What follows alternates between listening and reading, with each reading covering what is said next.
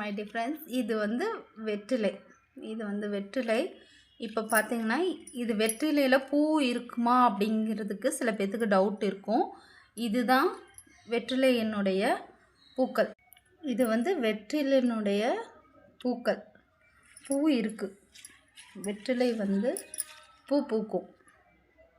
இந்த சின்ன சின்ன பூக்கள் இதில் இந்த அரும்பு மாதிரி இருக்கும். இந்த பூக்கள் இப்படி இருக்கும் பூ. ஸோ பார்த்திங்கன்னா வெற்றிலை சளிக்கு ரொம்ப நல்லது. குழந்தைங்களுக்கு நம்ம சளி பிடிச்சிருந்தா அதை நம்ம யூஸ் பண்ணுவோம்.